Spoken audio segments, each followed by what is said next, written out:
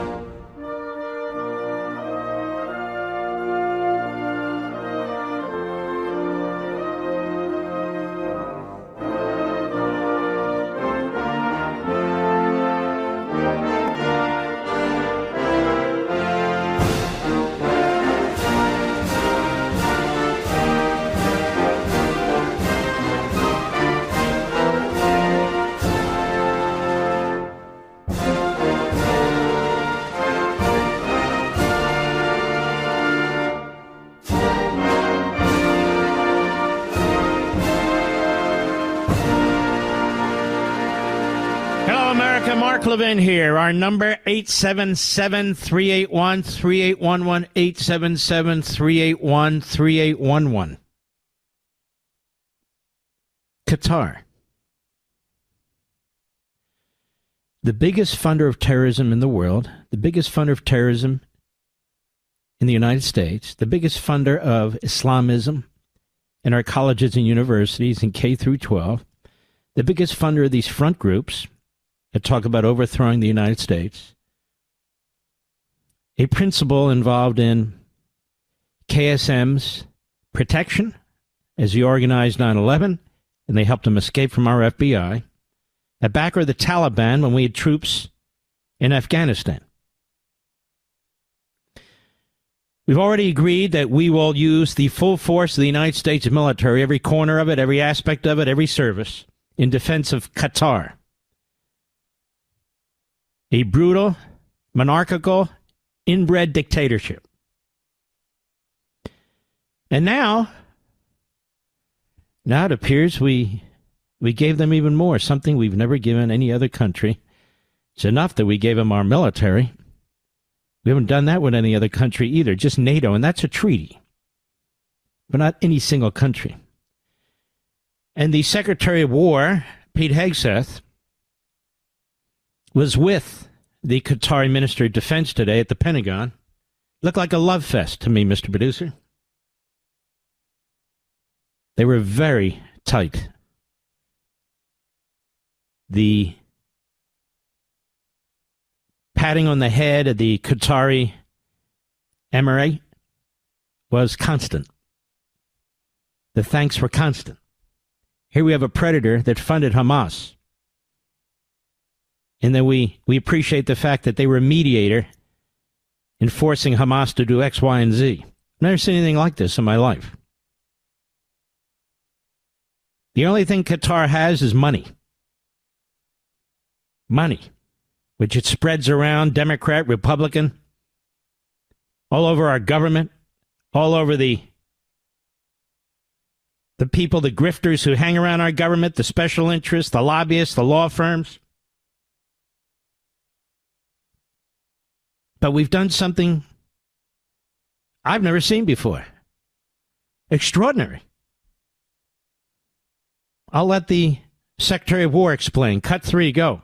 And I'm also proud that today we're signing a letter of acceptance to build a Qatari Emiri Air Force facility at the Mountain Home Air Base in Idaho. Oh, stop right there. I said, what? We're building the Qatari Emiri Air Force facility at the Mountain Home Base in Idaho? Say what? So the Qataris have a base in the United States? For whatever the reason. They have a base in Idaho? We're building it? They're going to pay for it, no doubt, but we're building it? Go ahead. Host a contingent of Qatari F-15s and pilots to enhance our combined training, increase lethality, interoperability. It's just another example of our partnership. It's just another example of our partnership. Why are we training then on F-15s? Who are they fighting? And did in turn we get an apology for 9/11? The Israelis get an apology for October 7? Did they agree to swear off terrorism with the Muslim Brotherhood, among others? Did they? I'm not aware of it. That hasn't been announced. I have to admit, America, I am stunned, absolutely stunned by this. In my humble opinion, just one man's opinion, was bad enough that we committed the entire United States military to Qatar's defense in an executive order, which of course won't hold up against scrutiny. You need a treaty to do that, but still. And now, let's start at the top, because your ears are not lying to you. Let's start at the top. Cut 3, go. And I'm also proud that today we're signing a letter of acceptance to build a Qatari Emiri Air Force facility at the Mountain Home Air Base in Idaho. Here you go, right? In the heart of America. Wow. One of the worst Islamist terrorist states on the face of the earth that plays both sides. I've talked about this many times. They buy companies, they buy sporting clubs, they do all these things necessary to appear very Western, while they plot the destruction of the West, including our country. I mean, really? You can test this yourself, folks. Go online, look at these fantastic organizations that track the money, track the terrorist activities. You'll see Qatar's imprint everywhere. Its DNA is everywhere, especially in our country. Go ahead. Location will be host a contingent of Qatari F-15s and pilots to enhance our combined training, increase lethality. So we're going to train them. The best pilots on the face of the earth, our pilots, are going to train their pilots on F-15s that they got from us. Go ahead. It's just another example of our partnership. And I hope you know, Your Excellency, that you can count on us. Count on us to do what? Count on us to do what? I asked the 9/11 families, KSM, if he'd been stopped, Louis Freeh, former FBI director, said if he had been stopped, it was unlikely 9/11 would have happened. They paid him. They allowed him to plot in an apartment they put aside for him, a fake job they created for him. The FBI went into that apartment to get him after giving the Qatari royal family the heads up that they were coming to get him. Of course, we don't want to violate their sovereignty. And they helped him escape. He cut off Daniel Pearl's head. He did. And he unleashed 9/11.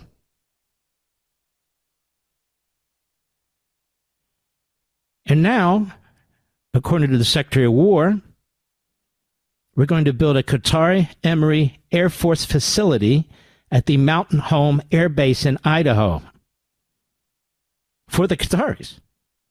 So we can teach them on our F-15s with our great pilots on how to fly those planes. Go ahead. Midnight hammer in those moments when we needed support in the region. The Qatar was there without a doubt, without a blink. And that has I don't even know what that means. I remember Midnight Hammer. Did Qatar play some fantastic role? I believe they'd allowed us to use their airspace. They didn't really have any choice, did they? I'll tell you what else I'm sick and tired of. Qatar is put on a pedestal, praise Qatar and Qatar and Qatar and Qatar. Saudi Arabia, which was smack in the middle of 9/11 and the slaughter of 3,000 of our citizens. Saudi Arabia, thank you, Saudi Arabia. Thank you, Qatar. Thank you all. But we had to pressure, Israel. Israel was recalcitrant. They just want war. They don't know when to stop. And that Netanyahu, he's the worst of the bunch, He actually wants to protect his people and his country. Go ahead. Had the opportunity to see that firsthand operationally. I want to thank you. I want to thank your country for that, for hosting our troops. And it's wonderful to welcome you to the Pentagon. Yes, thank you so much. What would we do without Qatar, ladies and gentlemen? What would we do without Qatar? They're so essential to everything we do. Now they have a base. And over at Axios, which hates Israel, has a self-hating Israeli by the name of Barak Ravid, who basically is a scribe for whichever administration is in power. This is not a big deal. No, it's not a big deal. The building is going to be overseen by the United States, the training overseen by the United States. Excuse me, this shouldn't be in the United States. I've never seen anything like this. And I guess the senators and congressmen are going to sit on their asses and just watch all this happen, right? Especially the Republicans. Probably half of them have been bought off, too. I'll be right back. Mark Levin.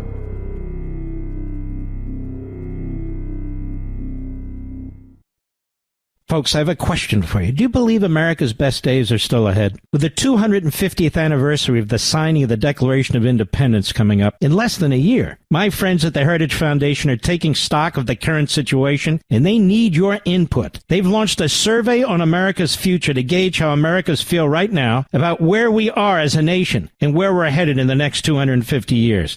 For decades, your American values have been under attack, but now, with President Trump's administration in office, we have an opportunity to turn the tide and usher in a new golden age for America. But the Heritage Foundation needs to hear from you. What policies do patriots like you most care about? What do you believe are the defining principles of America? What legacy do you believe we should pass on to the next generation? Please visit heritage.org/Levin today and share your feedback and help shape the future of America. That's heritage.org/LEVIN. Paid for by the Heritage Foundation.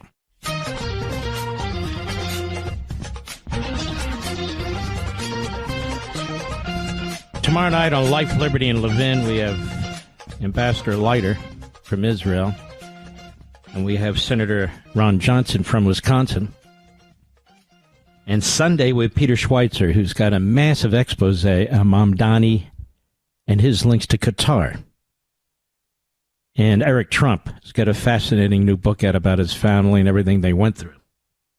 And, of course, both of my opening statements. I got a text yesterday. Not sure how the folks got my number, but it's perfectly fine by me. From the office of the Speaker of the Knesset in Israel, inviting me to come to Israel and watch our president speak. As you know, he's speaking to the Knesset. Now, I didn't get an invitation from our government. I get an invitation from their government. Obviously, I can't go. Would have been fascinating to me, but time just doesn't allow it. But isn't that ironic, Mr. Producer? The Israeli government invites me, but the United States government does not. Incredible. I think my views on Qatar and some of these other Arab countries and Islamism are considered controversial. There's not a damn thing controversial about what I'm saying. It's the truth. And if I'm not here to tell you the truth, who the hell will be? That's the truth. And some of this is very troubling to me. I see it on the left with the Democrats and their embrace of Islamism and Marxism. We've talked, what's it been now? 8 months? About the Carlsons and the Owens and the Bannons and all the rest of them, who certainly appear to embrace more Islamism than Americanism and Christianity and Judaism, who are conspiracy nuts. By the way, I want to thank other conservatives for beginning to stand up, for beginning to speak out. It's very, very important. Very, very important. There are more and more of us do it. And you folks too. Because these Neanderthal self-appointed influencers and podcasters, these seem to be pushing Sharia law. At least Carlson does. See, there's the whole thing. There's a lot going on here which we just don't know enough about. And I consider it detrimental. Detrimental. And I'm not going to be quiet about it, no matter what. I don't want people calling me. I don't want texts. I don't want to be lobbied. I don't want any of that crap. Period. None of it. I really don't. This phase 2 of the Trump peace deal is going to be crucial. What is it? I've gone through the 20 points with you. I've gone through the 20 points very carefully with other people. That's a work in progress. But it's going to be very important to see how Hamas is disarmed. And what does that mean? Disarm one day and arm the next? But that'll be very interesting to know. Where are they going to go? I want to know. I guess we're going to find out. The demilitarization of Gaza. That's going to be very interesting to see how that's pulled off. We can't even demilitarize Chicago, Mr. Producer. But this will be very interesting. It's important. And story after story about pressure on the Israelis, pressure on Netanyahu. Get it done, get it done, get it done. And how the great Qataris, with their good friends, the Turks, Erdogan, who's destroyed that democracy, who destroyed what Ataturk had built, a fantastic country, who's an Islamist, who's a killer, working very hard to pressure Hamas. They created the funding for Hamas. They gave and still do Hamas leaders safe haven. Crazy, is it not? Yeah, it's crazy. And so, whether I'm the only one or one of a few, a handful, I will continue to call. I will continue to call these things out, let the chips fall where they may. The Democrat Party is gone. It is a Marxist Islamist party. It hates the country. It hates the Constitution. It hates you, the citizenry, which is why the border's open. It embraces the Islamists. It embraces the illegal aliens, criminals or not, in terms of additional crime. So we're left defending the Republican Party and the conservative movement. We're left defending what's left. Because once that's gone, the country's gone. Once that's gone, the country's gone. I'll be right back. We're coming upon the 250th birthday of the United States, and it has me thinking, what will America look like 250 years from now? My friends at the Heritage Foundation want to know what you think. What policies should America prioritize? What principles should carry us into the decades ahead? As America enters a new golden age, Heritage recognizes that this is the time to take stock and to be intentional about how we shape the future of America. And they can't do it without your input. So please go to heritage.org/LEVIN and let them know what you think is important. Without patriots like you stepping up and speaking up for what you believe in, America as we know it can't survive for another 250 years. Please go to heritage.org/Levin, heritage.org/LEVIN. Take the survey on America's future future. This survey takes less than 10 minutes to complete, but it is critical for making sure that the America we pass on to future generations is an America we're proud of. Go to heritage.org/Levin today. That's heritage.org/LEVIN. Paid for by the Heritage Foundation. Where Americans meet to defend liberty and defeat tyranny. Call the Mark Levin Show now at 877-381-3811. I wish I'd known about this Qatar base earlier today. I would have dealt with it on my two shows, Saturday and Sunday, with my guests. But as it is, Peter Schweitzer, even before we knew this, just eviscerates Mondami. And part of the reasons for it, his close connections to Qatar. Do we oppose Mondami, America? Mr. and Mrs. America, patriots all, in my audience. We oppose Mondami, do we not? So why does Qatar support him? Why is Al Jazeera putting out stuff in support of him? State-run Qatari media. Why was his mother, why did she receive a fortune from the Qataris to produce these films that she produced? I mean, you can't have it both ways. Either Mondami is dangerous for America, and if he's dangerous for America, what the hell is Qatar? Look at our universities and colleges. We've spent a long time, you and me, going through the data, going through the details, the billions of dollars in money, destroying our Ivy League schools, creating violent mobs, the Hitler Youth, the River to the Sea crowd, the burning of the American flag. They're burning the American flag more than they're burning the Israeli flag. They're carrying the Hamas flag. They're carrying the Islamic Jihad flag. They're carrying the Muslim Brotherhood flag right there in our own country, in our own cities. And by the way, in London and in Paris and everywhere else. You've seen it. I've seen it.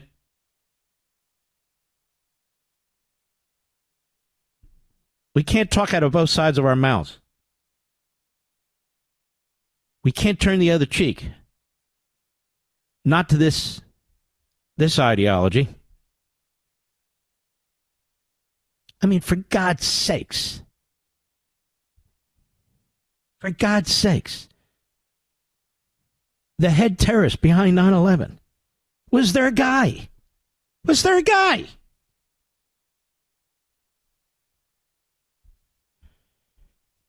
I see from time to time they have one of their mouthpieces questioned by anchors and so on. They don't even ask them about that. I'm sure they'd say it's Mossad, like that jackass Carlson. It's the Jews did it, the Jews. We know who did it. We know who did it.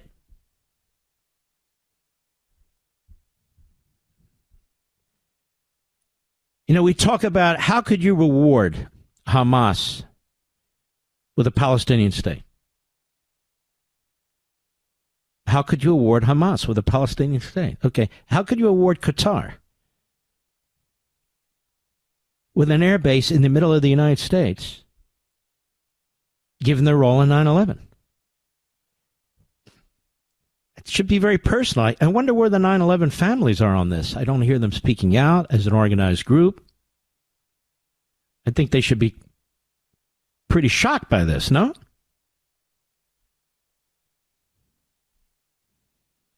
We have free speech for a reason, America. Free speech for a reason. Don't self-censor. We've got lunatics with microphones and cameras in their face putting out videos. Lunatics who hate our country.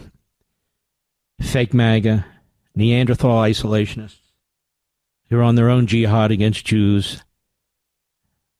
Many of us wonder where they're getting their money from. Some of us know where some of them got their money from. This is poison. This is a metastasizing cancer in this country. It truly is. Many of the people in the streets who are violent, who are burning the American flags, we say we want to protect the American flag, no? that we want to control this violence, that we want to look at the money trails. Okay, well, Qatar is one of them. Is it not? Now, I've had report after report after report. I've shown you these are independent analyses by serious organizations. American organizations based right here in our country, warning about what's taking place. And I'm sure the money's still flowing in every direction, including in our own country, corrupting our institutions.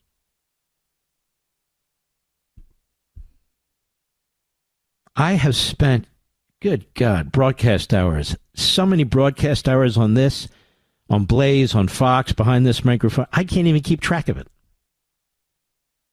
It doesn't seem to matter. But one day it will.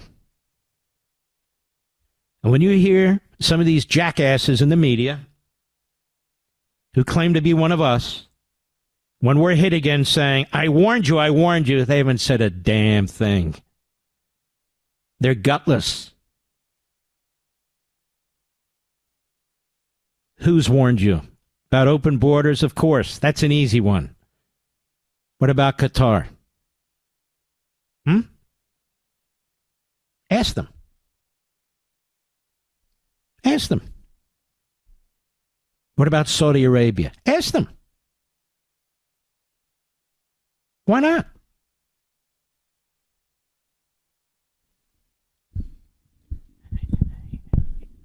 It's just weird. We're very hopeful. This plan, going to get the hostages home. Hopefully, the Battle of Gaza, as I call it, you'll see it come to an end. We're all waiting for phase 2 to see how that's going to be implemented. What's going to happen? How's this literally going to be done? Very important. It's not going to involve Hezbollah. It's not going to involve the Houthis. It's not going to involve Iran. It's not going to involve the Muslim Brotherhood, Islamic Jihad, Al-Qaeda, ISIS, and so forth. So this enemy is not going away. This is a massive event that's taking place, the Trump peace plan. Don't get me wrong. But we are not disbanding or defunding our counterintelligence infrastructure. In fact, we're muscling it up. Why? Because we know we could be attacked again. That's why. We're not eliminating our 4 bases. We're not eliminating our special forces. We're not shutting down our intelligence gathering activities. Because we know this enemy will strike us if it can, right? We know this, right?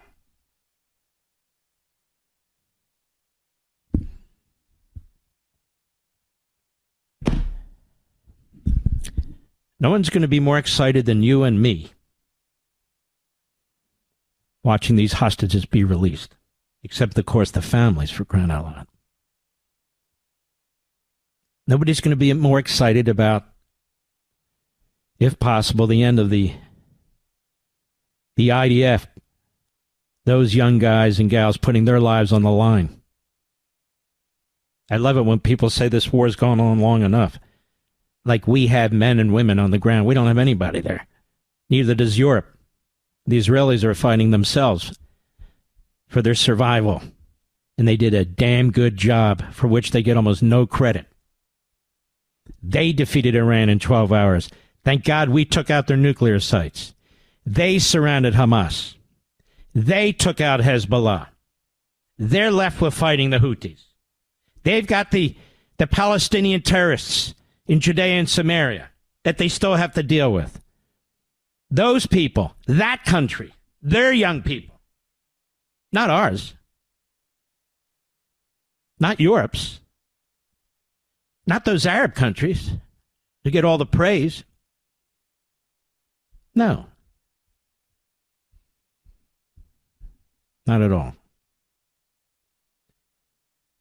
Thank God Donald Trump is and was president to provide the Israelis with the weapons they had purchased, as well as the ammunition.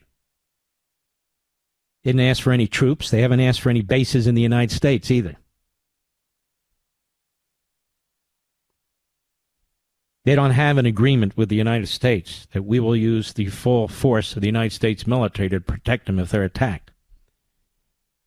Only Qatar has that. And by the way, not that they should.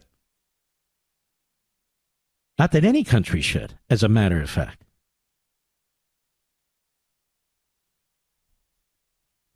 Yeah, well, I bring these unpleasantries to your attention. You know, I was in a good mood until the space thing happened, Mr. Producer. Could you tell? I was in a great mood. I've been in a very good mood. Then I watched the Secretary of War sitting with the Qatari Emir, or whatever the hell it is, where we're slobbering all over them, thanking them. Thank you. Oh, my God, thank you. Thank you. We've never seen any. Our partnership is unbelievable, you know, just fantastic. And now we're going to have combined military training on F-15s. We're going to train your pilots, and we're going to allow you to build, with our oversight, $12 billion, I read. That's right, an Air Force facility, a Qatari Emir Air Force facility at the Mountain Home Air Base in Idaho. So congratulations, Idaho. I'll be right back. Mark Levin.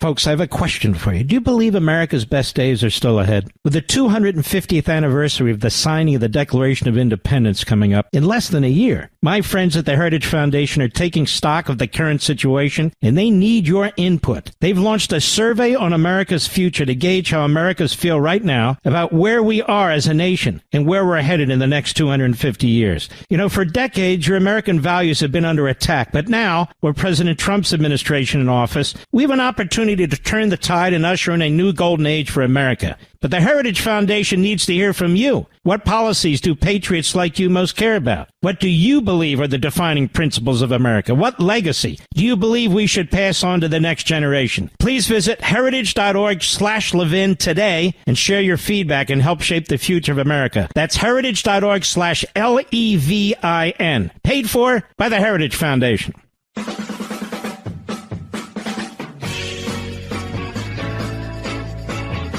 If you just sit there, events will determine your fate. I'm not one who likes that myself. I don't like it at all. Now, you're going to hear this weekend from Peter Schweizer, one of the great, true, investigative journalists. This guy's information is absolutely bulletproof. You know him well. He and I are very good friends. And we are going to discuss Mondami and his connections to Qatar and their connections to the mastermind of 9/11, who now will have a base built in Idaho. In addition to us pledging the full power of every service of the United States military to their defense. Well, I'm going to tell you something. My grandkids are never fighting for Qatar. I'll tell you that right now. If I have to go to prison, I don't give a damn. They're not fighting for Qatar under any circumstances. Period. Qatar doesn't represent anything I believe in. That's for sure. And they're not alone. Have they sworn off terrorism? I haven't heard it. Have they sworn off spending billions in our country to push Islamism? Violent Islamism? Not that I've heard. Have they apologized? So important that they're apologized to. Did they apologize for 9/11? Not that I've heard. Did they apologize for October 7th? Not that I've heard. Have they expelled the Hamas leadership from Qatar? Not that I've heard. But they're fantastic partners. Don't worry about it. Fantastic. We've never seen anything like it. And so we're doing something with and for Qatar that we've never done in our history. Not with Britain or France. Not with Israel. Think of any ally you can. Building an air base training center for their pilots. in our own country. Shocking to me. What's next? Is Turkey getting F-35s? This I'm curious about. One of our best fighters, if not the best, the F-35. Turkey's been dying to get them. Turkey, another Islamist genocidal country. I don't mind us working with these countries if we have to, trying to get them to unite to fight a common enemy. I'm all for that. But I'm not for arming them to the teeth when they have not forsworn their ideology, which affects you and me. I don't know what else has to happen. Now, mark my words right now, right here. When we are hit again, we will be hit again. Those are the odds. And when these so-called conservative podcasters, broadcasters, whatever, start beating their chests, pounding the desk about how they warned and warned and warned, where are they tonight? Where are they? They're nowhere. And when this happens, what about the Islamists, the Neanderthal isolationists, who might as well be Islamists, who are now promoting Sharia law over the Constitution? Right, Carlson? Yes. What will we say about them? I told you so is not good enough, ladies and gentlemen. If you're going to speak out, you need to speak out right now. I'll be right back. This segment of the podcast is exclusively sponsored by Pure Talk. Pure Talk offers great coverage and can save your family money on your wireless bill every single month. Go to puretalk.com to find the plan that's right for you. Thank you again for listening, and thank you so much for this sponsorship, Pure Talk. He's here. He's here. Now, broadcasting from the underground command post, deep in the bowels of a hidden bunker, somewhere under the brick and steel of a nondescript building, we've once again made contact with our leader, Mark Levin. Well, I want to congratulate my Philadelphia Eagles. The birds look like turds. It was disgusting. Disgusting. And they could either look like they looked last year, which was phenomenal, or the year before. They're not even looking like they did the year before, where they had like 8 wins and then they fell off the table. Now they're 4-2. They lost to one of the worst teams in football, the New York Giants. But I got to say, this young guy, this quarterback, looked pretty damn good. Now, I don't know if it's because the Eagles made him look good or if he's that good. And during the course of the season, we'll see. But if he's that good, then the Giants have an excellent quarterback. But that said, I don't know what the hell's wrong with the Eagles. How many more great players do they need? The defense looked horrific. Our quarterback running around there like a chicken without a head. Painful. That's right, Brother Stephen A. If you're listening, it was painful. It was ugly. Then the Phillies. I got to be honest with you, folks. I watched the end of that game. I felt bad for the pitcher. I really felt bad. The guy's 24 years old. Made a truly stupid mistake. He choked. He could have lobbed the ball to first base in the inning for the Dodgers. But he throws it to home. The guy was already there. It's a hard thing for a season to come down to that, but it happens, I suppose. Okay. Abigail Spanberger is a nothing burger. And she refuses to simply say, I do not endorse the candidate for Attorney General in my party, who has said and texted some of the most horrific things I've ever read, quite frankly. I don't think this guy could get a gun permit in Virginia, Mr. Producer, with the things that he texted. What do they call them? The red line laws or whatever the hell it is?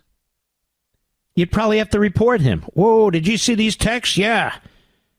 You better report this guy. So he's running to be the top prosecutor in the state. And the Democrats have circled the wagons, including this jackass Tim Kaine. Tim Kaine. And Mumblemouth, Mark Warner. Yes, him. But Spanberger is running for governor. And she won't denounce him. She'll denounce what he did, but she won't denounce him. See, this is the deal. Republicans would cut their losses. They'd cut this guy loose if he were Republican. Not Democrats. They fight to the last miscreant and malcontent. Now, this guy's a psycho. In my view, he's dangerous. And can you imagine what he'll do as Attorney General, given what he wrote when he didn't think the world would... You know, the vast majority of the television news networks haven't even covered this. Covered what? And you have Winsome Earle-Sears, a Marine, lieutenant governor, an accomplished businesswoman. You may have noticed, woman, African American, running for governor. Now, usually for the media, that would be enough. They'd be touting her, promoting her. Not her. No. Why? She's a conservative. She has to be trashed. But she's run a good campaign. Whatever turns out, she's run a good campaign. She's a very good person. And she'd be an excellent governor. And she put it to this Spanberger last night, but even the moderator put it to her. The problem is, these kinds of debates, most people aren't watching. They're watching the baseball, they're watching the football. Same in New Jersey, where the Democrat had her ass kicked from South Jersey to the shores of Iwo Jima. Oh, you know what I mean. To Bergen County. How's that? Anyway, let's take a listen, okay? Cut 18, go. I didn't hear an answer there on the endorsement issue, so I want to just make sure. Will you continue to endorse Jay Jones to be the next Attorney General of Virginia? And were you aware of these text messages before they released? You have 30 seconds. In fact, it appears that it was those who released the text messages and held them for years. So the public was unaware who had knowledge of these text messages for many years. What did you do about it? I learned of these text messages the day that they came out, and I denounced them as soon as I learned of them. She denounces murder. And importantly, at this point, as we move forward, the voters now have this information that was... Now. See, they got all this stuff pat down. And what Sears is saying is, well, when you found out about it, it's not about the voters knowing about it.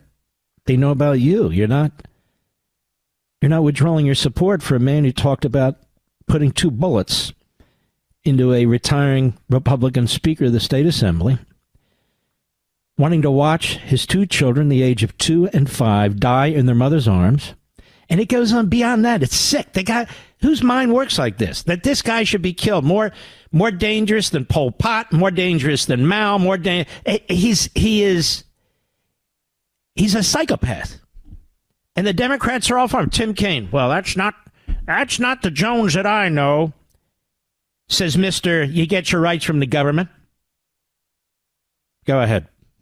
You're running presumably for political reasons, but the voters now have the information, and it is up to voters to make an individual choice based on this. And voters in Virginia have your information about her. She's a gutless one. She's actually a leftist activist. I believe she worked at the CIA. So what? She's a leftist activist. She's pretended to be a moderate her whole time. She uses a ton of money every time she runs for office. You've seen her ilk, you've seen her like, and that's what she is. Go ahead. Ms. Spanberger, I understand what you're saying about the voters, but for you yourself, do you still continue to endorse Jay Jones? 15 seconds, yes or no? We are all running our individual races. I believe my opponent has said that about her lieutenant governor nominee. Ms. Earle-Sears. And it's up to every person to make their own decision. I am running my race to serve Virginia, and that is what I intend to do. Thank you, Ms. Spanberger. We just want to clarify, what you're saying is that as of now, you still endorse Jay Jones as Attorney General. I'm saying as of now, it's up to every voter to make their own individual decision. I am running for governor. I am accountable for the words that I say, for the acts that I take, for the policies that I have put out. Thank you. I am responsible for the policies I put out and the work I will endeavor to do tirelessly for the people of Virginia. Mm-hmm. There you go. Isn't that something, America? Oh, she's the best. She's the best. This Spanberger, moderate, centrist. No, she's not. She also has no problem with boys and women's sports. When that comes up, she says, I don't want to talk about that. Let's move on to real subjects. Whether she'd work with ICE to remove violent, illegal aliens, let's move along. I don't want to get into that. She really hopes to slide through. And with the Washington Compost, and with the rest of the left-wing media throughout the state, she may. I'll be right back. Mark Levin.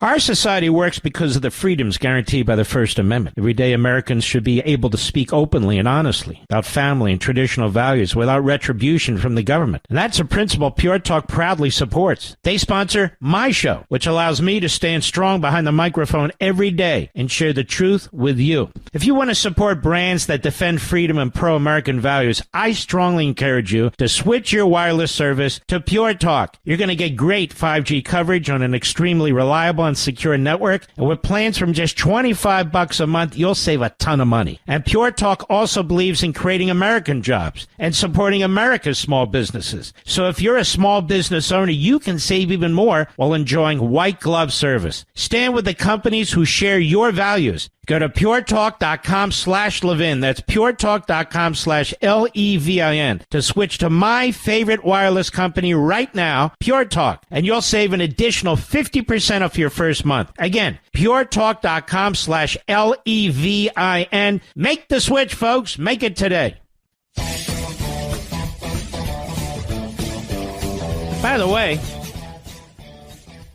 By the way, crackpots who are going to vote for Mondami in New York City. 90 miles off of Key West, Florida, is a little island nation called Cuba, as the Stalinist senator from the county of Vermont likes to put it.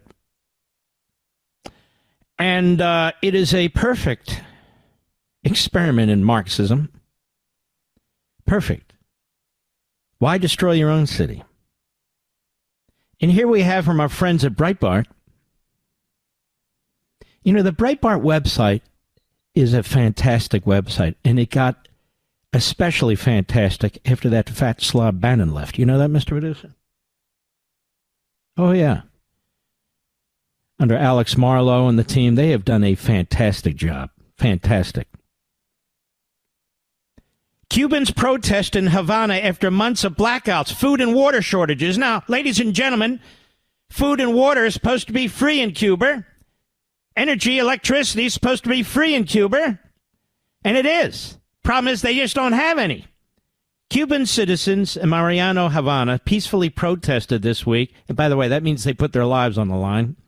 To denounce blackouts, hunger, neglect under the communist regime, defying recent threats by figurehead President Miguel Diaz-Canel against dissidents. September marked the month with the most protests in Cuba in 2025 so far. According to the Cuban Observatory for Human Rights, a non-governmental organization, OCDH documented 1,121 known protests in September, almost 100 protests more than were documented in August. The organization further reported that it documented 323 incidents, which the protesters challenged the Cuba state police officers, bold enough to provoke a repressive reaction, of course, including instances of pot banging, street blockades, and heated discussions with the officer.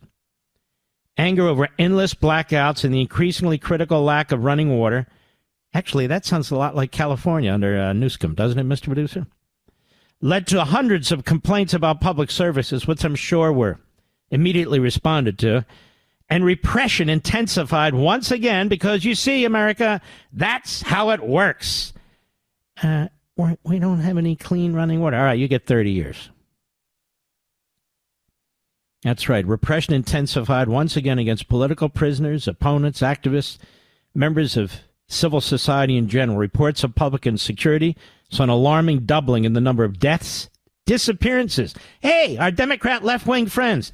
Now this guy knows how to disappear people in Cuba. your favorite country.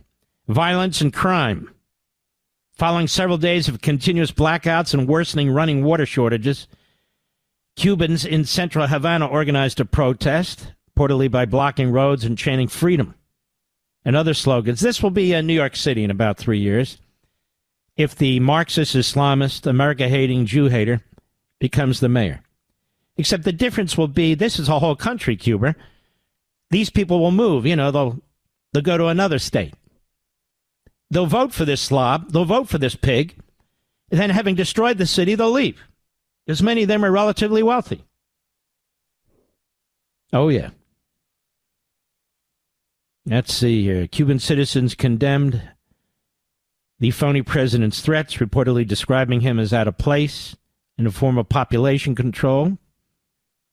And it goes on. These people are starving. They can't get clean water.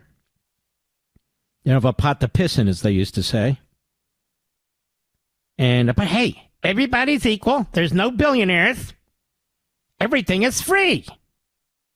Healthcare, can't get it. Toilet paper, can't get it. Food, can't get it. Clean water, can't get it. But it's all free. It's okay. And there's no billionaires. So it's all really cool. Except, of course, the Politburo, the chairman of the party, they're very wealthy. Ask Maduro in Venezuela. Oh, yeah. Oh, yeah. You're going to learn a lot about Mondami on Sunday. You're going to also learn a lot about this peace deal on Saturday. I'm telling you, 2 great shows. I hope you know what? Set your DVRs. I'll tell you what, there's a lot of football. There's a lot of baseball. Plus, you have a life to live, so you don't know if it'll bleed over, 8 p.m. Eastern.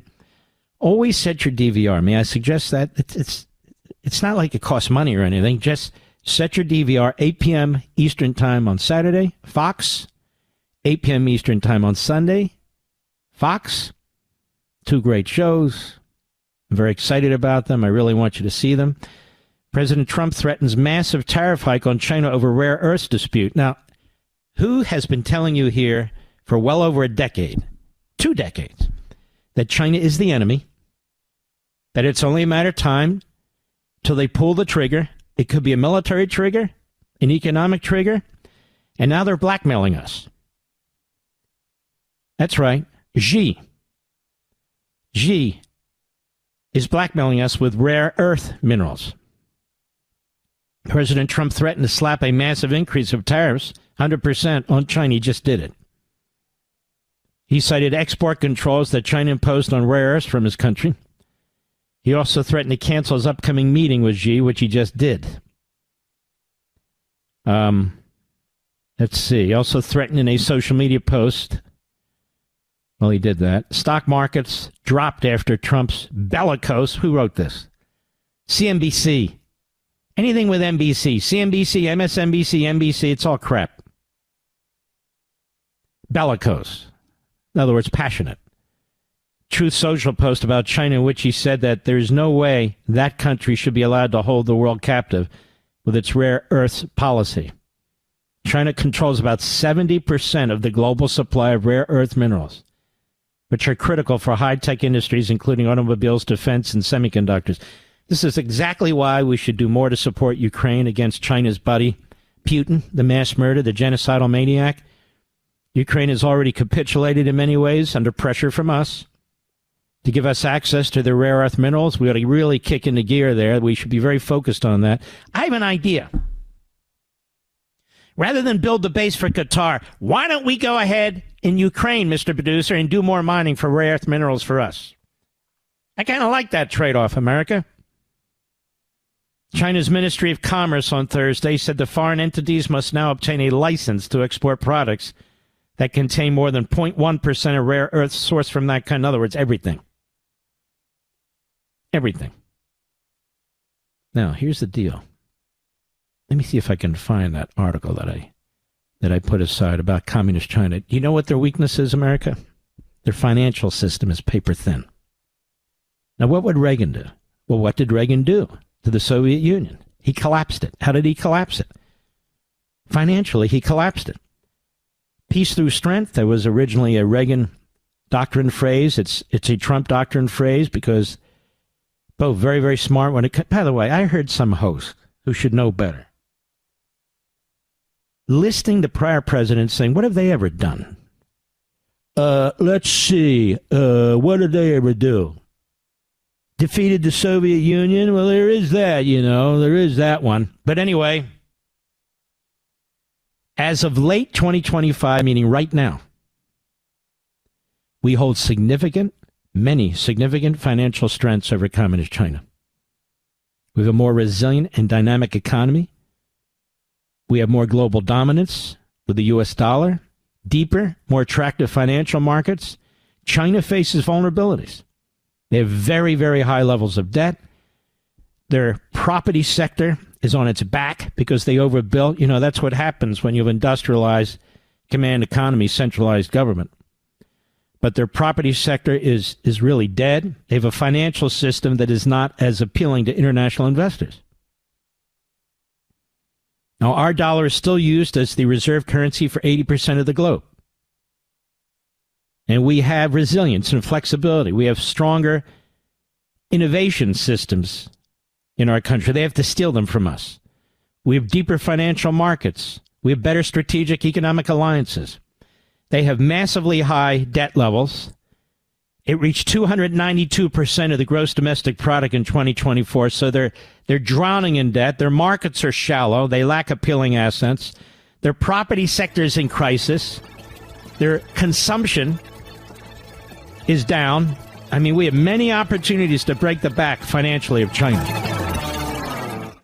Our society works because of the freedoms guaranteed by the First Amendment. Everyday Americans should be able to speak openly and honestly about family and traditional values without retribution from the government. And that's a principle Pure Talk proudly supports. They sponsor my show, which allows me to stand strong behind the microphone every day and share the truth with you. If you want to support brands that defend freedom and pro-American values, I strongly encourage you to switch your wireless service to Pure Talk. You're going to get great 5G coverage on an extremely reliable and secure network, and with plans from just $25 a month, you'll save a ton of money. And Pure Talk also believes in creating American jobs and supporting America's small businesses. So if you're a small business owner, you can save even more while enjoying white glove service. Stand with the companies who share your values. Go to puretalk.com/Levin. That's puretalk.com/Levin to switch to my favorite wireless company right now, Pure Talk, and you'll save an additional 50% off your first month. Again, puretalk.com/Levin. Make the switch, folks. Make it today.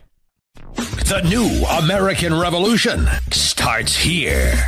The Mark Levin Show. Call in at 877-381-3811. I notice, America, like with Charlie Kirk, a lot of people like to put words in Rush Limbaugh's mouth. Or they post what he said some years ago. Rush Limbaugh and I were best friends. For a long time. And we spent a lot of time talking and texting and emailing about everything. Everything. And when I used to send him legal stuff and constitutional stuff, he jokingly named me the director of his legal division, F. Lee Levin. Now, there's never going to be another Rush Limbaugh. He was smart, he was wise, he was quick, he was funny, he was substantive. Very quick. He loved Israel. He loved Netanyahu. He defended Israel and Netanyahu on his radio program, repeatedly. He went to Israel several times. He talked about his trips to Israel. He talked about when he was in a helicopter and he saw the Golan Heights. When he walked through Jerusalem. The great Rush Limbaugh.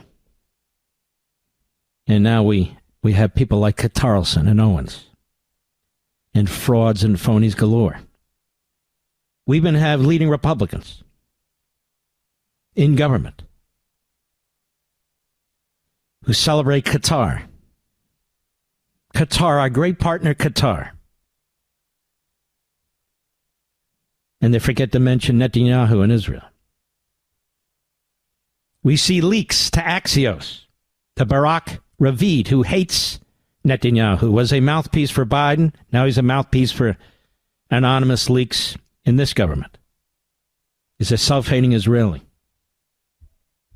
And we see these leaks in other media outlets. Rush would be disgusted by it. He'd be appalled by it. He'd spend a lot of time talking about it. He never liked Tucker Carlson. Never. And he was right. I can only imagine what he'd say about Owens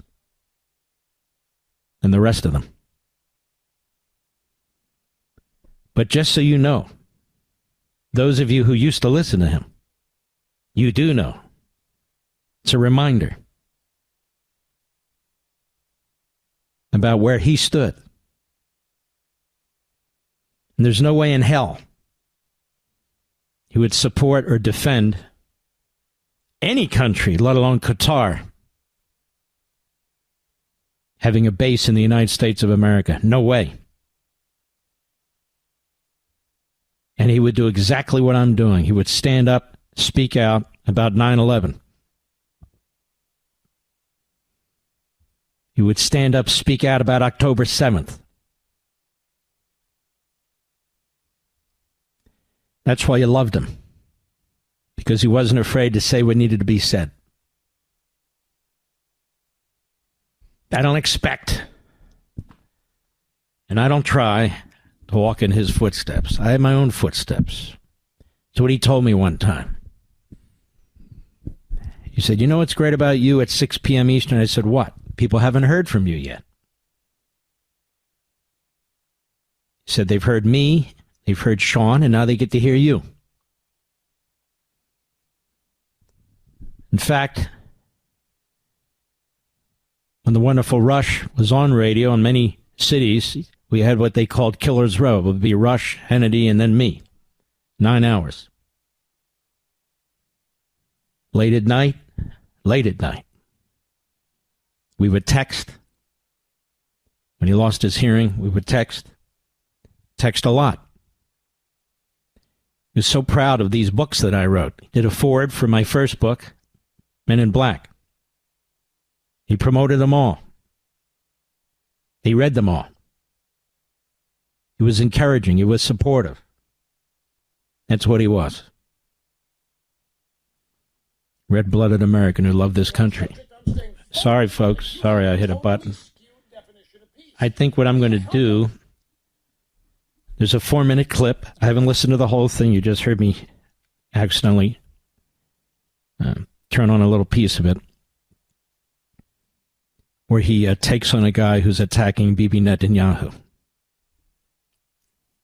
Bibi Netanyahu is under vicious attack by the likes of, pardon me, Bannon, a confessed felon who ripped off little old ladies, by Tucker Carlson, who's associated with the worst lowlives in the world, by Owens, who yearns for the Third Reich. He'd be disgusted by all of them, just as I am.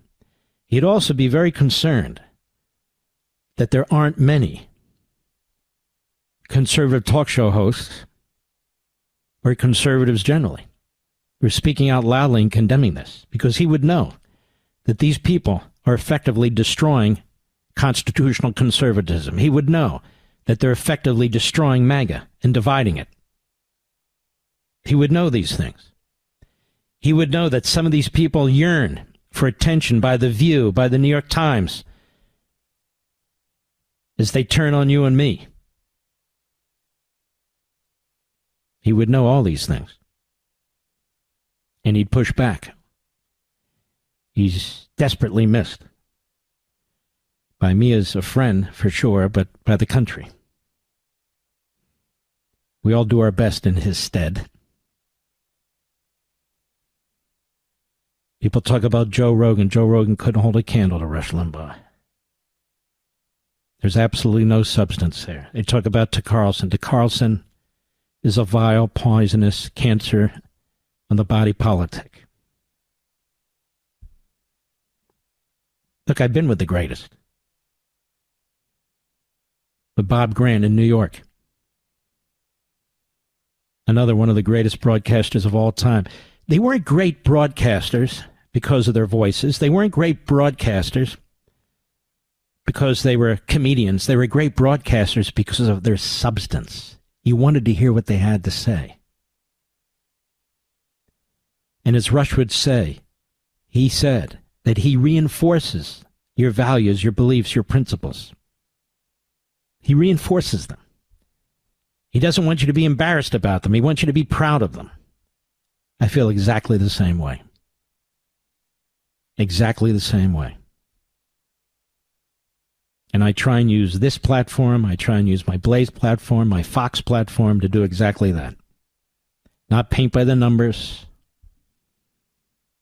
but to dig deeply, be substantive, and provide arguments against what is truly the gathering of dark clouds over this country.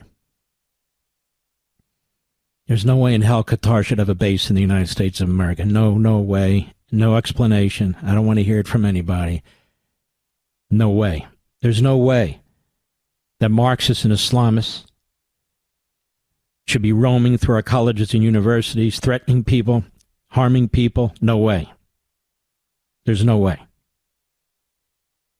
And yet that's exactly what's taking place. No wonder they tried to get rid of him and throw him off the air. No wonder. You talk about a following. He used to joke that he had 48 million followers. Magazines would say he had 20 million. Here's the truth. Nobody knows. But it was a lot because of the different formats.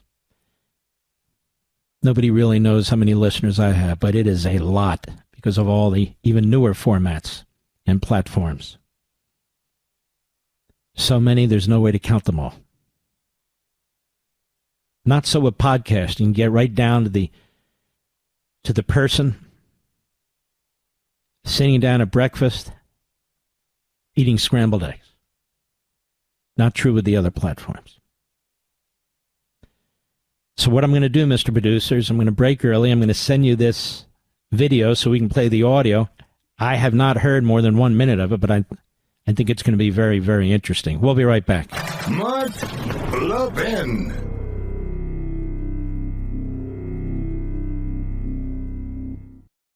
Our society works because of the freedoms guaranteed by the First Amendment. Everyday Americans should be able to speak openly and honestly about family and traditional values without retribution from the government. And that's a principle Pure Talk proudly supports. They sponsor my show, which allows me to stand strong behind the microphone every day and share the truth with you. If you want to support brands that defend freedom and pro-American values, I strongly encourage you to switch your wireless service to Pure Talk. You're going to get great 5G coverage on an extremely reliable and secure network, and with plans from just $25 a month, you'll save a ton of money. And Pure Talk also believes in creating American jobs and supporting America's small businesses. So if you're a small business owner, you can save even more while enjoying white glove service. Stand with the companies who share your values. Go to puretalk.com/Levin. That's puretalk.com/Levin to switch to my favorite wireless company right now, Pure Talk, and you'll save an additional 50% off your first month. Again, puretalk.com/Levin. Make the switch, folks. Make it today.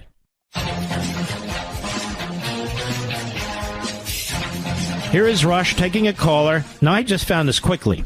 March 18, 2015, 10 years ago. Go.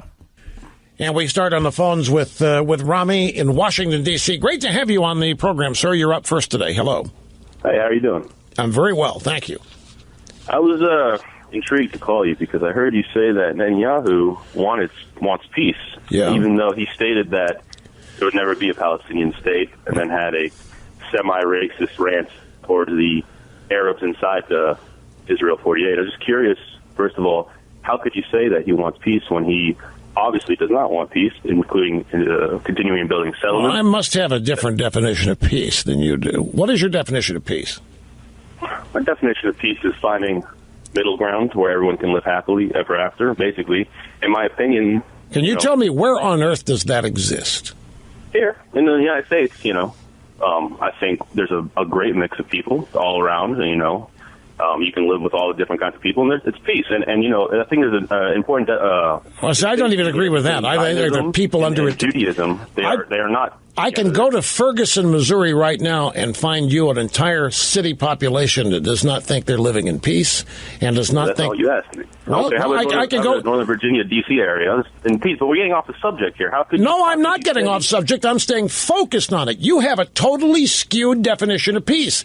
How come it is that every time we get close to a Palestinian state, the Palestinians or the Arabs sabotage it? Is that how you feel? Let me ask you a question. What do you mean, how I feel? I'm thinking about this, not about how I feel. That's absolutely your opinion. That's absolutely your opinion. That's a perspective that you have. That's not an actuality. That's not a truth. You're presenting it as a truth, but that's not a truth, and let me explain why. You don't even live in the real world. You're robotic here. You're spouting robotic things at me. I'm trying to actually talk to you and use critical thinking. In the first place, you won't tell me what the definition of peace is. I'll tell you what peace is. Peace is the absence of threat and the presence of justice. Now, peace to Al-Qaeda is an entirely different thing than peace to Americans. Peace to the Nazis and the Soviets was an entirely different thing than it is to people like you and me.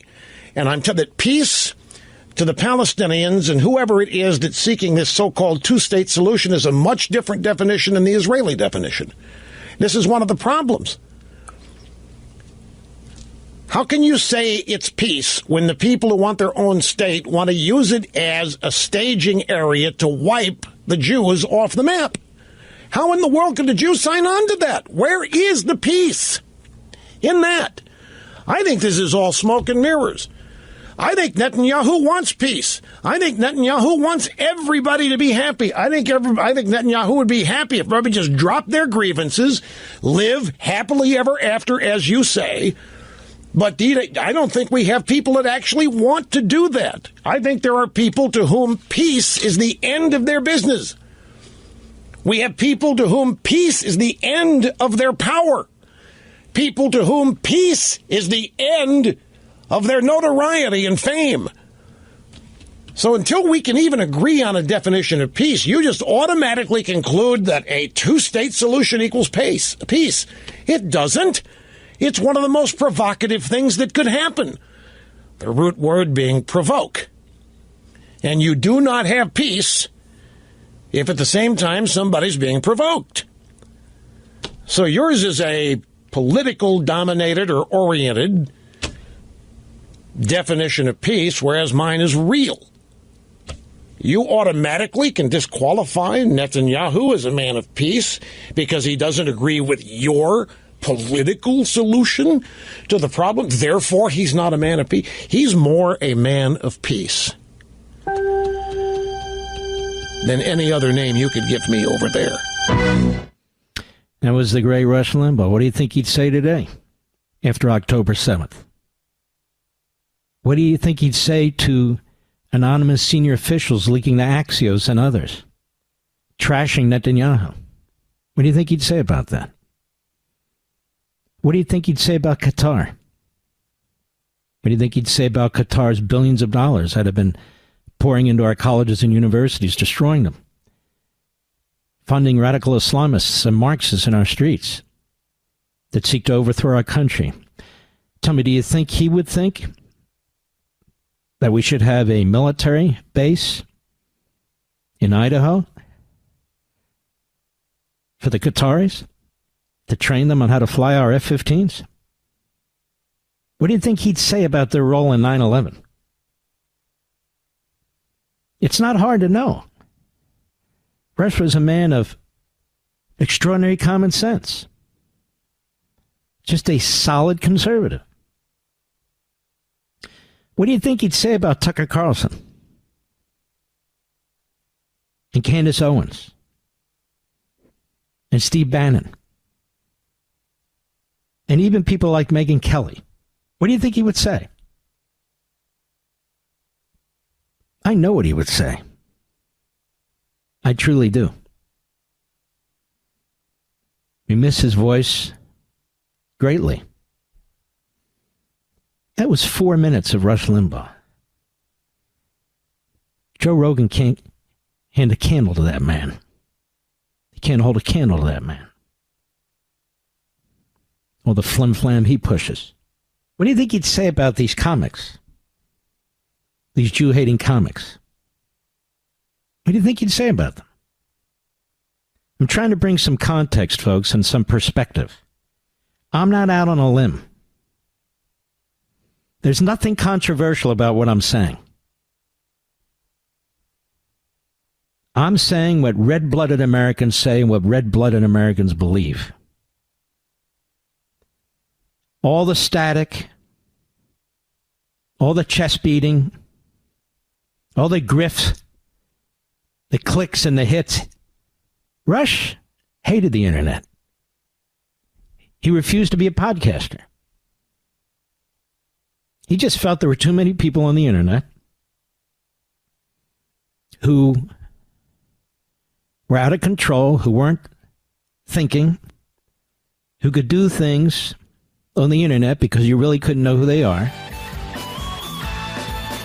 that really were of no consequence. So I wanted to share that little treat with you. And God bless our friend. I'll be right back.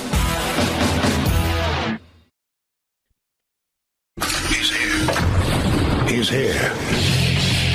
Now, broadcasting from the underground command post, deep in the bowels of a hidden bunker, somewhere under the brick and steel of a nondescript building, we've once again made contact with our leader, Mark Levin. Hello, America. Mark Levin here. Our Power Hour, Hour 3. Our number is 877-381-3811, 877-381-3811. The plan is to take calls at the bottom of the hour. Oh, yes.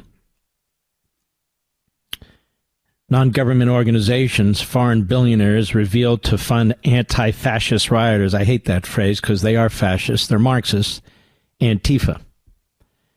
And we will also get into that on Life, Liberty, and Levin with Peter Schweitzer. I'm telling you, these are killer shows. Really, really good. And on Friday's Alex Marlowe show, boys, he really turned the Breitbart site into a great site. After that clown Bannon kind of screwed it up, in my humble opinion. Marlowe said to act as though it's just some kind of random people, which CNN has attempted to do, that's Antifa, from the very beginning, despite massive amounts of evidence to the contrary. And so you have money pouring into this organization from overseas, from that billionaire in communist China. You got money pouring in from Arabella, one of these funding organizations for the Democrats and the left. These are really cartels in many ways, aren't they? They're cartels. They need to be broken up. This isn't about free speech. They're trying to destroy our country. They're trying to overthrow our country. Nobody believes that's free speech unless you're a moron, unless you're Rand Paul or something like that. But that's not free speech. It's just not. One of my favorites is Douglas Murray. This guy is really good, which is why he comes under attack by the padded room crowd. And he points out that the president's historic peace deal brings joy and relief, but it comes with a bitterly high cost. Looks like President Trump may have pulled off the toughest deal of his presidency, an end to the war in the Middle East. All the countries in the Middle East have signed on to the president's deal, and both Israel and Hamas have agreed to the first phase of the ceasefire deal. The president on Fox the other day addressed the issue at the forefront of so many people's minds, the release of the hostages. The big thing is hostages are going to be released probably Monday, the president said. Now, that is crucial. But that's not a peace deal. That's the release of the hostages. The rest is going to describe and define, my comments, what this peace deal is. He said they're in a terrible situation there, said President Trump, referring to the 48 Israeli hostages to be in Gaza, less than half of whom are alive. There was a reminder this week of just how bad the situation of those hostages will be. Eli Sharabi's memoir, Hostage, was published in America this week on October 7th. Mr. Producer, we should get him on the program next week if we can. if you'll check his publicist, okay? That was the second-year anniversary of the day that Sharabi was abducted from his home in the community of Be'eri in southern Israel. He was held in tunnels underneath Gaza for 491 days. With his legs shackled for weeks, he was put through indescribable mental and physical torture, deprived of food, water, sunlight, everything. As he described in his book, all the time he got through by thinking of getting out and being reunited with his wife and 2 daughters. Hamas didn't tell them that they had been murdered. Ellie's wife, daughters, his brother, on the morning of October 7th. Sharabi's memoir is a searing, unput-it-down account of what he was put through. It stands comparison with Viktor Frankl's Mediation on the Holocaust, Man's Search for Meaning. That is a fantastic book. Excuse me.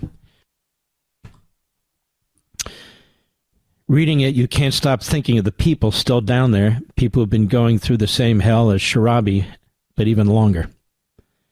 If the remaining hostages are in fact released, it'll be a cause for huge relief and celebration. They and their families have been put through years of unimaginable hell. But the release will come at a bitterly high price, because the deal includes a so-called exchange of Israeli hostages for hundreds and hundreds of Palestinians held in Israeli prisons. And these prisoners include terrorists, people involved in the most deadly terror attacks against Israel, who should have stayed in prison for the rest of their lives. Frankly, it's amazing that Hamas is still in a position to negotiate anything. This has been my view. You might have hoped that after 2 years they would have to simply surrender, but the group is still negotiating. One of its spokespeople, Hazam Qassem, complained this week that the occupation, that is Israel, attempting to manipulate the list of Palestinian prisoners that the resistance handed over for release. So they're still negotiating. Of course, right now what they're negotiating is phase 2. The Israeli side will be wanting to prevent the release of the worst and the most dedicated Islamist fanatics from their prisons. Well, ladies and gentlemen, in many cases that's not going to happen. One of these subhuman bastards literally hanged 2 young IDF soldiers and murdered a teenager. Those soldiers wound up in Ramallah.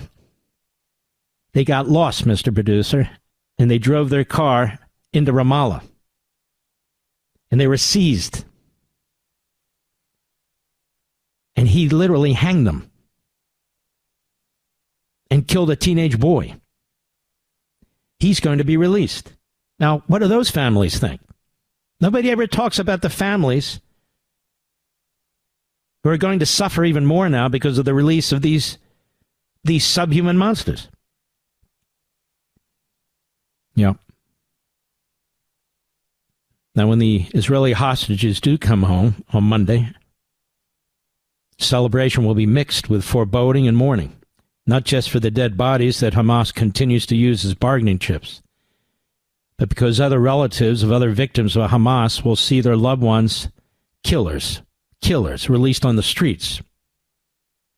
I can't think of any other country in the world that would accept such terms. Me neither. Dead bodies of your murdered citizens in exchange for the murderers of your citizens. And we kept putting pressure on Israel. According to Axios, we kept putting pressure on them. The Israelis know how this process can go. They've been here before. Many readers will know that the whole October 7th war was started by the Hamas leader, Yahya Sinwar.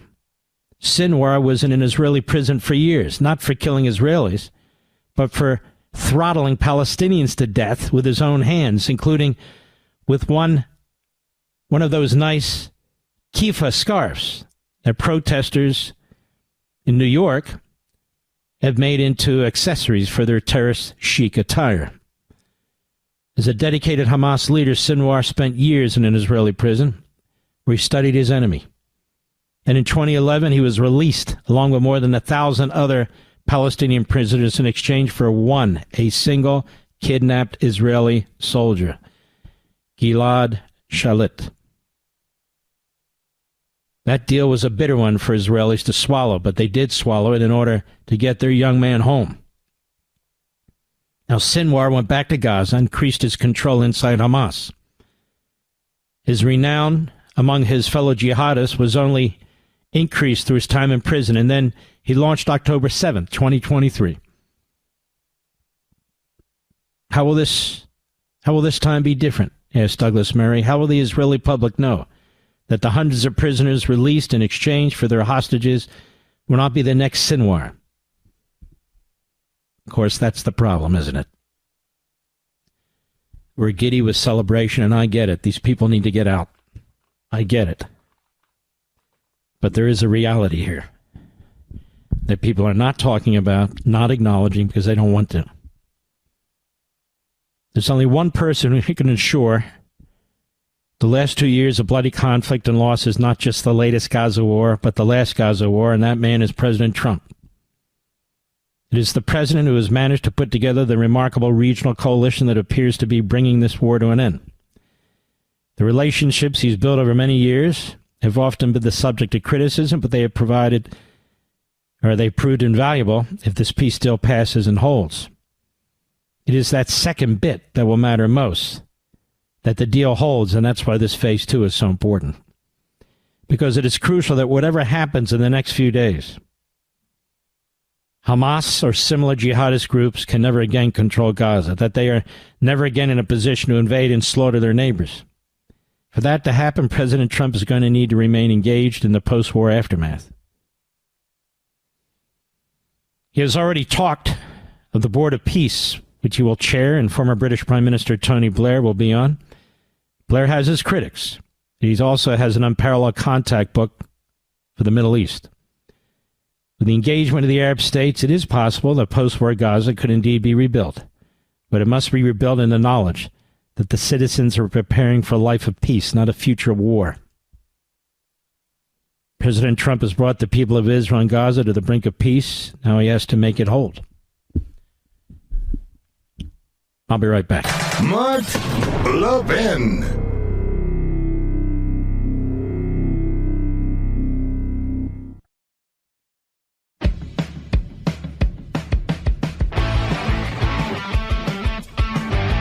There's 3 Supreme Court races, 3 Supreme Court justice races in Pennsylvania. Now, you'll remember, in 2020, the battle in Pennsylvania, it wound up in the Supreme Court of the state. There's 7 members on the court. 5 of them are liberal Democrats. And we kept losing there. And my wife was litigating there. And they brought 2 cases to the U.S. Supreme Court that Sam Alito wanted to take, but he couldn't get enough justices to go along with him. But this court has enormous power. These people serve a long time. It's 10 or 15 years, as I recall. And nobody pays attention to these cases, to these elections. So I want to alert you to this, Pennsylvania. 3 state Supreme Court justices are on the ballot next month. In a typically under-the-radar vote that could have far-reaching implications in the critical battleground state of Pennsylvania. The left will turn out. The teachers' unions will turn out. They're going to try and put these radical leftists, re-elect them and put them on the court. The justices Christine Donahue, Kevin Dougherty, and David Weck. This David Weck is the worst of the bunch. The worst, David Weck. They're all backed by the Democrat Party, Donahue, Dougherty, and Weck. They need to be defeated. So you have an up or down vote, a retention election, meaning voters choose whether to keep them on the court for another 10 years. They screwed President Trump. They undermined the state constitution. They undermined the federal constitution. Trust me on this. That's what they did. Wecht, W-E-C-H-T. Dougherty, D-O-U-G-H-E-R-T-Y. Donahue, D-O-N-O-H-U-E. These are the Supreme Court justices of the NEA and the AFT, of the radical leftists. Wecht, Dougherty, Donahue. Vote down retention. Vote no.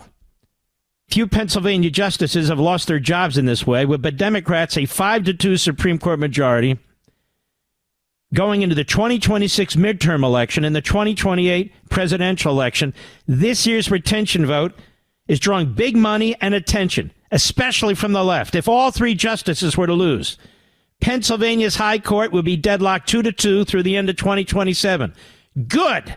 That's better than 5-2, where the Democrat radical leftists are controlling the court. The chair of the Democrat Party of Pennsylvania said, this is without question the most important retention election in Pennsylvania history. Why? Because they want to control the outcome of the midterm elections. They want to control the outcome of the 2028 election. I hope Republicans all around the country, but especially in Pennsylvania, are paying attention. I hope people who want to be president in the Republican Party are paying attention. This is where the rubber hits the road. Now, here's how a retention race works in Pennsylvania. You cast a yes or no vote for each justice who's listed without a party affiliation. These are radical Democrats. All three justices are up for retention are radical Democrats. A vote no. It's that simple. No, no, hell no. If voters choose not to retain any or all the justices, the state's Democratic governor and 2/3 of the Republican-controlled state Senate will need to agree on temporary appointments until new justices are elected in 2027. So you have Josh Shapiro, who they pretend is another moderate when he's a liberal kook, but 2/3 of the Republican-controlled state Senate would be involved. They can't agree. Any open seat would remain vacant until the first Monday of January 2028. So be it. This court has decided several big cases in recent years, particularly on elections. In the crucial swing state, the Democrat-controlled court struck down a gerrymandered congressional map in 2018, upheld a mail voting law 4 years later. Last year, Democratic justices overturned a president upholding Medicaid's ban on covering abortion, so they are radical leftists. Vote no. In Pennsylvania, vote and vote no. The Democrats are pouring a crapload of money in here. I don't know where the hell the Republicans are. Malcolm Kenyatta, vice chair of the Democrat National Committee, said the Republican plan here is to put the Supreme Court in a position where it can't function. We don't need lectures from the Democrats who hate America. A new Franklin and Marshall poll found all three justices have double-digit leads among likely voters, but that huge chunks of the electorate are undecided because the electorate doesn't know who these are. These are radical leftists. All three Democrats, radical leftists, who screwed us in 2020 with serious constitutional challenges where the state constitution was being violated and the federal constitution. You need to defeat them. No. Say no. I'll be right back.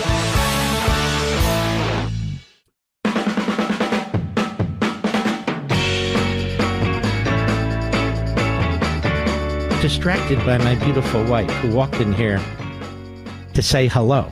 I did. You did? I did. How important is that race for the Supreme Court in Pennsylvania, those three radical left-wing justices? It is You need to come to the microphone. It is absolutely crucial because you dealt with them. I did, and they were radical leftists. And come to the mic. They were radical leftists, and the decisions that will come before the Supreme Court will not just affect He can barely hear you. Go ahead. The decisions that will come before, the cases that will come before the Supreme Court will not just affect Pennsylvanians, but will in essence affect the entire country. There you go. All right, kiddo. And we didn't even rehearse that. We didn't. No. Maybe we should have. Serendipitous. Yes, whatever that means. Very good. Unbelievable she is, really. Where was I before I interrupted myself? Yes, here's the number. Get the Car Shield coverage, ladies and gentlemen. You'll be glad you did. carshield.com/Levin. carshield.com/Levin. Or call 800-995-4766. Hello. 800-995-4766. Coverage varies by plan. View contracts and exclusions at carshield.com. My view is jump in with both feet before something goes wrong. I've actually had people contact me and said, I just signed up and 2 days ago, blah, blah, blah happened. That's the great thing about it, in my humble opinion. A Biden judge, seems like there's Biden judges everywhere. That's trouble. Blocks President Trump's use of National Guard in Chicago. You know, ladies and gentlemen, these judges don't have a constitutional leg to stand on. They know it, but they keep doing this. They keep doing it. President has the right to use the National Guard. He certainly has the right to trigger it under the Insurrection Act. And my advice to the president and his people is go ahead and trigger it. Make sure you explain how many times it's been used before and which presidents have used it before. Give some examples, because these instances of the counter-revolutionaries who are out there on behalf of the Democrats, and apparently some of these federal judges, fall squarely within the four corners of the Insurrection Act. So this judge is wrong. U.S. District Judge April Perry issued a temporary block on Trump's use of the National Guard to protect ICE facilities in Chicago. How stupid is that? How absurd is that? The judge's action came after Illinois and Chicago officials and Trump sued Trump to thwart the use of troops to protect federal law enforcement facilities. This is an easy overturn by an appellate panel. It really is. This is so ridiculous. They say Donald Trump is not king and his administration is not above the law. This guy Pritzker has an IQ of a kumquat. He has the looks of a rotten apple. That's correct. He's a moron. But he's a Democrat, so they elect him in Illinois because that's all they know. Hey, who's running? Pritzker, and it doesn't matter. Democrat. They go to the voting booth, salivating, looking for Democrats. Vote Democrat. Then they complain. Why is there so much crime? I don't understand. Why are my taxes so high? Why are illegal aliens taking my job? Why? What's going on? Well, that's what's going on. Unbelievable. All right, Mr. Producer, let me take some calls here. Hold on 1 second, please. See what we got. Hold on, I'm working on it. Oh, got a lot of calls, actually. Let's go to Jerry, El Paso, Texas, the great KTSM, our wonderful affiliate there. Jerry, how are you? I'm doing well, sir. Thank you, Professor Denali. Thank you, brother. Thank you. Yes, sir. I have a question. I'm highly concerned about this air base going to be put in Idaho. Yes, sir. For Qatar. Mm-hmm. I'm a retired first sergeant from the U.S. Army. God bless you. Well, they're our new friends, don't you know? I mean, after getting behind 9/11 and October 7 and the Taliban and destroying our schools, they've been fantastic partners. That's exactly what I'm afraid of. Mm-hmm. That's a Kia. The Kia. There's a word exactly. Kia. Yeah.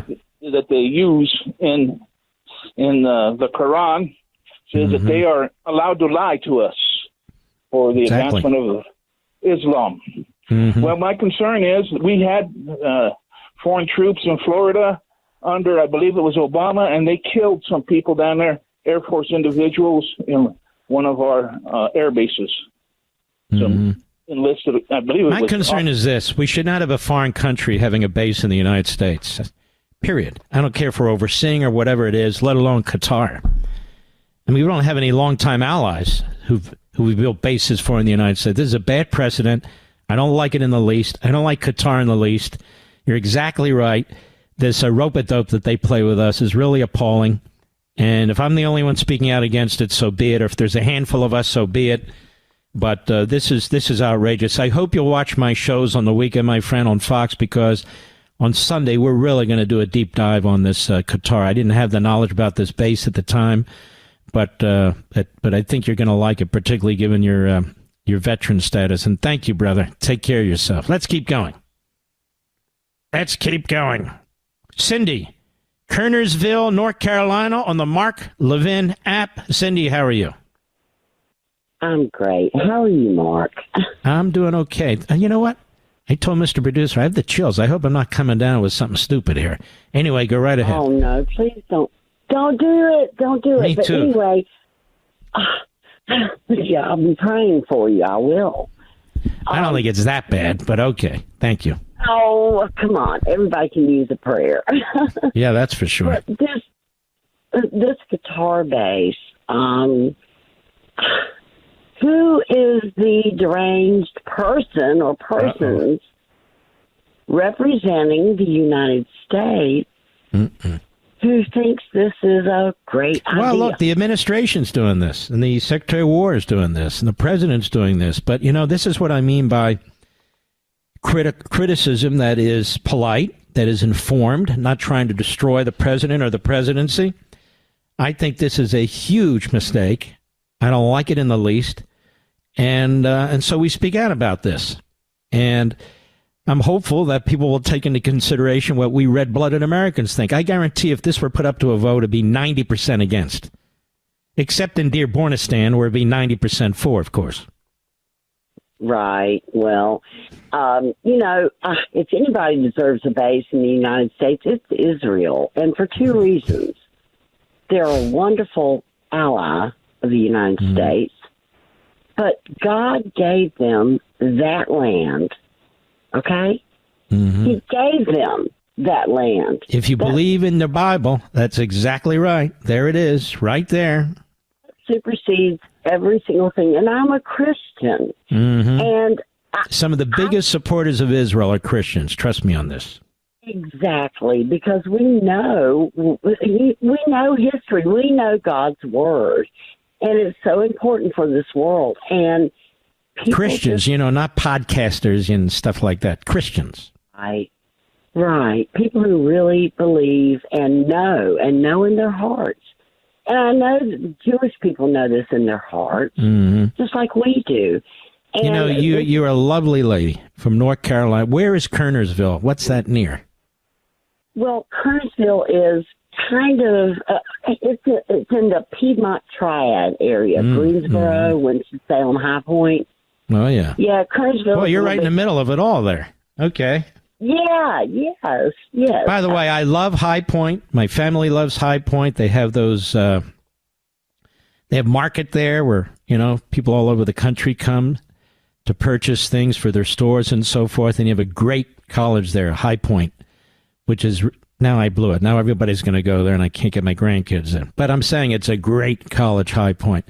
Cindy, thank you. Have a fantastic weekend. You sound great. We'll be right back. Mark Levin.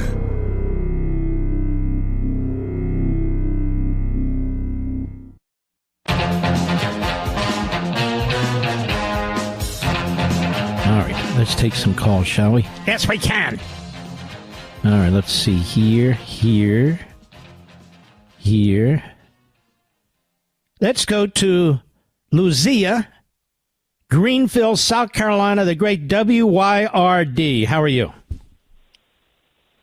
I'm good, Mark. I've been a long-time listener, about 25 years now. Wow, thank you. The first time I heard you on the radio, I said, "Who's this guy yelling at us?" I scared you. I listened, and oh my goodness, keep on yelling, Mark. We need it. Thank you. I am absolutely horrified and appalled at this idea of putting any nation's military base, but especially Qatar, on our sovereign soil. What on earth? Who is the genius that thinks this is a good idea? I cannot believe it. I am a military veteran, U.S. Army, Signal Corps officer, and I am disgusted and appalled that this is somehow thought of as a wise choice. No, it's not. I have spent a lot of my life learning about the truth of the so-called religion of peace. It is not. And I'm horrified that this. How much more stupid do we have to get? I'm afraid. I'm afraid. They're spending $12 billion, so we're selling our security for $12 billion. And just so you know, I've got veterans lined up here. We're not going to get to them. Jerome in Idaho and so many others who are absolutely furious with this. And I think this audience, massive audience, is really repulsed by this. I think this was a terrible move. You take care of yourself, Lucia. Thanks for your service. God bless you, my friend. In honor of you.